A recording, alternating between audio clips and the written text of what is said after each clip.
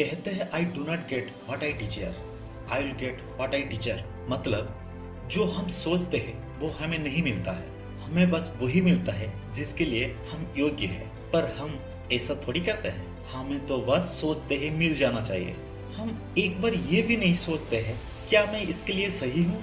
हमें कुछ नहीं पता, बस हमें मिलना चाहिए, ये हमारा सोच है। जैसे हमारा दिमाग साकला का बुम बुम का पेंसिल है, बस फर्क इतना है वो ड्रॉ करते ही मिल जाता था, हमें सोचते ही मिल जाना चाहिए। पर मैं आपको बता दूं, ऐसा नहीं होता मेरे दोस्त, कि कभी ऐसा होगा भी नहीं।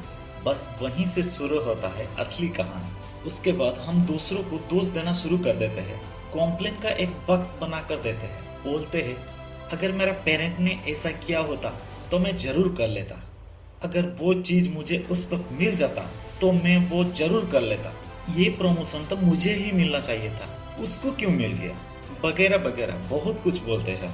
ये तो छोड़ो, हम भगवान को भी नहीं छोड़ते हैं। बोलते हैं भगवान मेरे साथ सही नहीं किया। हम में से 99% लोग कभी ना कभी ये जरूर बोला होगा। क्यों, सही कहा ना मैंने। चलिए आज मैं आपको एक कहानी सुनाता हूँ। जो बंदा कभी संतुष्ट ही नहीं हो पाता था, हर वक्त कंप्लेन ही कंप्लेन करता था। एक गांव में सुंदर नाम का एक आदमी रहता था। वो एक छोटा व्यापारी था। एक गांव से दूसरे गांव जाकर वो अपनी सामान बेचता था, पर उसके मन में बहुत सारा कंप्लेंट था। वो कभी संतुष्ट नहीं हो पाता था। वो हर वक्त ये सोचता था मैं बहुत बड़ा व्यापारी बनना चाहिए था, मुझे कोई हेल्प नहीं किया, इसीलिए आज मैं ऐसा हूँ। और भी बहुत कुछ बोलता था। उस वक्त गर्मी का मौसम था। एक दिन वो अपनी सामान लेके दूसरे गांव जा रहा था। जाते जाते रास्ते में उसको एक कद्दू का खेत दिखा। वहां पर बहुत सारा कद्दू हुआ था, लाल लाल हरा हरा कद्दू खेत में भरा हुआ था। देखकर वो बहुत खुश हुआ, मुस्कुराते हुए आगे निकल गया। जब दोपहर का समय आया, सुंदर को बहुत भूख लगा। उसने सोचा कुछ खा लेता हूँ पहले। कुछ रास्ता आगे निकलने के बाद उसको एक बरगद का पेड़ मिला। क्योंकि धूप बहुत था इसलिए वो बरगद के पेड़ के नीचे जाकर बैठ गया। वहां पर ठंडी ठंडी हवा बह रही थी। उसने सोचा चलो यहीं पे खा लेता हूँ। बैठने के बाद जब वो ऊपर देखा तब उसका नजर बरगद का फल के ऊपर पड़ा। बहुत छोटा छोटा था।